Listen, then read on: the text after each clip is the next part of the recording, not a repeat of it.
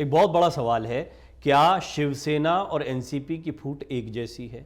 इन दोनों में अगर कोई फ़र्क है तो वो फ़र्क क्या है? दूसरी सबसे बड़ी बात, क्या शरद पवार से एनसीपी को अजीत पवार वैसे ही छीन सकते हैं जैसे शिंदे ने उद्धव ठाकरे से शिवसेना छीन ली? शिंदे को जिस आधार पर उद्धव ठाकरे की शिवसेना मिली, क्या अजीत के पास में वो सब कुछ है? ये बड़े सवाल हैं। आइए इनके जवाब जानने की कोशिश करते हैं कि अजीत पवार की स्थिति क्या है अगर शिंदे वाली केस स्टडी को सामने रखा जाता है तो। शरद पवार और उनके भतीजे अजीत पवार के बीच आर पार की जंग जारी है। दोनों ने 5 जून को एक ही दिन विधायकों की बैठक बुलाई। 53 में से करीब 30 विधायक, ये गौर करने वाली बात है, अजीत पवार की बैठक में शामिल हुए। 8 में से 5 एमएलसी भी अजीत की बैठक में पहुंचे। वहीं अजीत पवार गुट ने 42 से अधिक विधायकों के समर्थन का दावा किया है, हलफनामे में ये बोला गया है। इसके अलावा एमएलसी, सांसद और पार्टी के अन्य नेता और कार्यकर्ता भी उनके साथ हैं, ये भी दावा किया जा रहा है। दावे इसी तरह से शिंदे की तरफ से किए गए थे, लेकिन शिंदे ने उन दावों को साबित भी किया और वो विधायकों को साथ में लेकर घूमते भी रहे। हालांकि चुनाव आयोग में सौंपे हलफनामे में 40 विधायकों और सांसदों के समर्थन का जिक्र है। इनमें सांसद, विधायक और विधान परिषद सदस्य भी शामिल हैं। 36 का जो आंकड़ा है वो बहुत महत्वपूर्ण है। ये 36 का आंकड़ा है विधायकों की संख्या का। अगर 2/3 विधायक उनके साथ होते हैं अजीत पवार के साथ, तभी पार्टी उनकी हो पाएगी। तो ये 36 हैं नहीं हैं, ये एक बहुत बड़ा सवाल है। इनमें से 2-4 भी कम होते तो बड़ी मुश्किल हो जाएगी अजीत पवार के लिए। वहीं दूसरी ओर इसी दिन शरद पवार ने भी वाईबी चौहान सेंटर में बैठक की थी। बताया जा रहा है कि शरद पवार की बैठक में करीब 17 विधायक और 2 एमएलसी पहुंचे। सांसदों की बात करें तो शरद गुट के साथ लोकसभा के 4 सांसद हैं। वहीं अजीत गुट को एक राज्यसभा सांसद का भी साथ मिला हुआ है। इस बीच अजीत पवार ने एनसीपी और उसके चुनाव चिन्ह पर अपना दावा जताते हुए एक याचिका भी दाखिल कर दी है।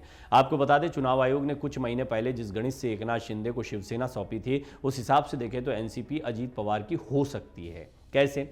सबसे बड़ा सवाल यही है कि आखिर शरद और अजीत पवार में कौन ज़्यादा मजबूत है? एनसीपी और पर किसकी दावेदारी जो है वो ज़्यादा मजबूत है? इस बैठक के बाद क्या समीकरण बन रहे हैं, किसकी दावेदारी कितनी मजबूत, ये समझते हैं। दल बदल कानून से बचने के लिए अजीत पवार को एनसीपी के 53 में से 30 विधायकों को साथ लाना होगा। आज की बैठक में, जो बैठक इससे पहले की थी अजीत पवार ने, उसमें 30 विधायक पहुंचे थे। अजीत का दावा है कि उनके समर्थक, कुछ विधायक अस्पताल में हैं तो कुछ बाहर हैं, लेकिन सभी ने उन्हें समर्थन दिया है। अगर दावे के अनुरूप अजीत के पास 36 से ज़्यादा विधायकों का समर्थन है तो सभी दल बदल के कानून से बच सकते हैं। 36 से कम रहे तो निलंबन तय है।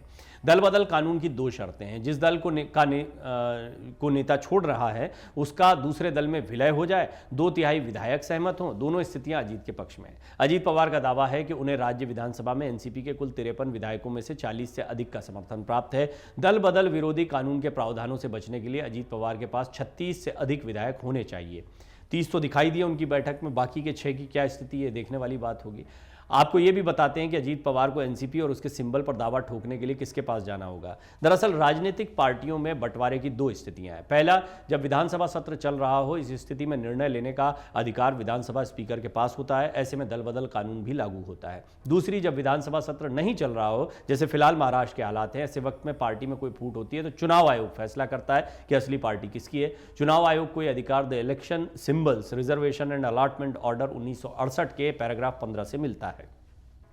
आइए हम आपको बताते हैं चुनाव आयोग कैसे तय करेगा कि पार्टी सिंबल शरद पवार को मिले या अजीत पवार को। चुनाव आयोग में मामला पहुंचने पर वो पार्टी में वर्टिकल बंटवारे की जांच करता है। इसमें विधायिका और संगठन दोनों देखे जाते हैं। इसके अलावा चुनाव आयोग बंटवारे से पहले पार्टी की टॉप कमेटियों और डिसीजन मेकिंग बॉडी की लिस्ट निकालता है। इससे यह जानने की कोशिश करता है कि इसमें से कितने मेंबर्स या पदाधिकारी किस गुट में हैं।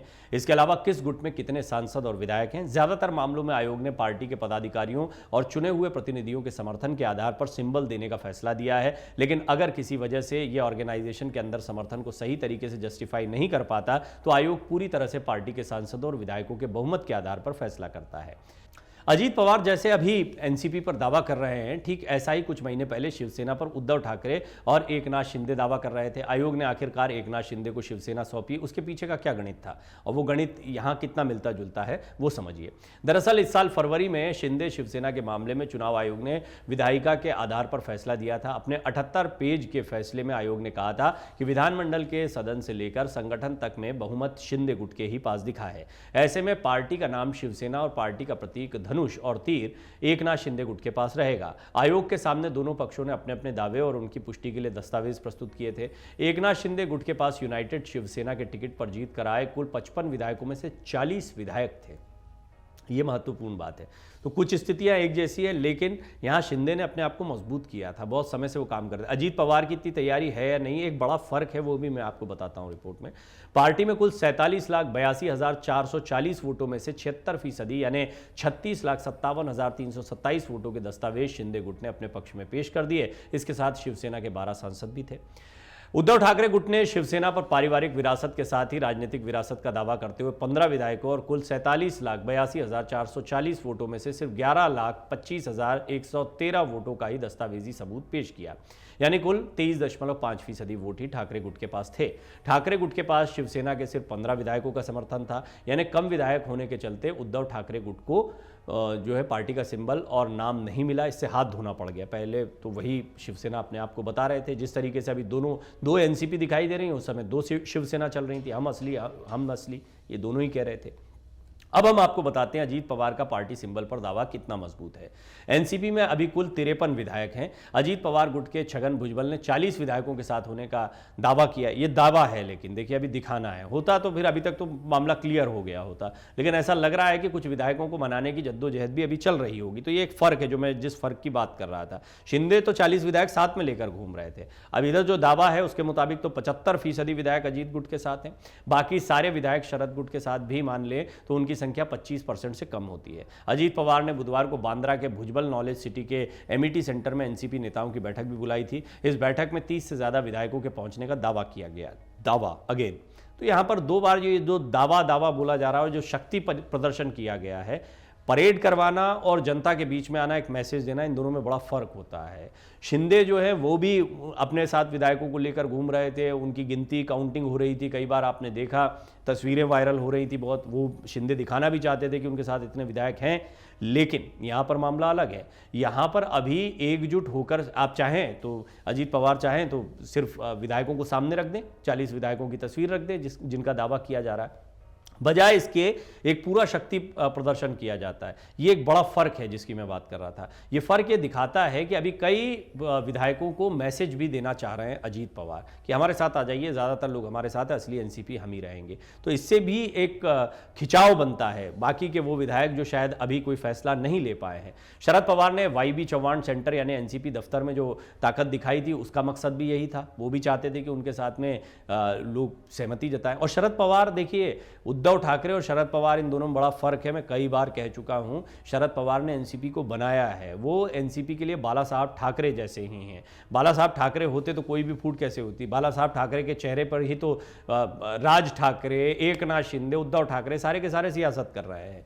और शरद पवार का चेहरा भी अजीत पवार के लिए जरूरी है। यही तो उनकी बैठक जब हुई तो उसमें शरद पवार का पोस्टर ज्यादा बड़ा था। ये बताने की कोशिश की गई कि शरद पवार ही हमारे नेता हैं। ये बात अलग है कि यही कहा गया कि उनको अध्यक्ष पद से हटा दिया गया है, अब बस आशीर्वाद देने के लिए।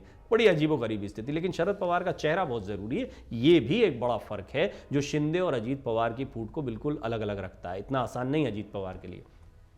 शरद पवार की बैठक में करीब 17 विधायकों के पहुंचने का दावा किया गया। इस बीच महाराष्ट्र विधानसभा के स्पीकर राहुल नार्वेकर का भी बयान आया। उन्होंने कहा कि अभी किसी भी पक्ष ने दावा नहीं किया है कि पार्टी का विभाजन हुआ है। उम्मीद है कि आगामी मानसून सत्र में इस बारे में स्थिति साफ हो जाएगी कि विधानसभा में पार्टी का मुख्य सचेतक कौन होगा। खैर, ये जो लड़ाई है ये तो लंबी चलने वाली है, लेकिन एक बहुत महत्वपूर्ण बात थी कि एकनाथ शिंदे की बगावत और अजीत पवार की बगावत में एक फर्क है। वो फर्क बहुत स्पष्ट तौर पर ये बता रहा है कि शिंदे जिस तरीके से आगे बढ़े थे, अजीत पवार के लिए उस तरीके से आगे बढ़ना इतना आसान नहीं रहने वाला। अमर उजाला अब आपके टीवी पर भी। अपने स्मार्ट टीवी पर YouTube पर सर्च करें अमर उजाला, चैनल सब्सक्राइब करें और देखें ताजा खबरें, वो भी HD क्वालिटी में। और हाँ, बेल आइकन दबाना ना भूलें ताकि हर खबर हो आपके घर। अमर उजाला, निष्पक्ष, निर्भीक, निरंतर।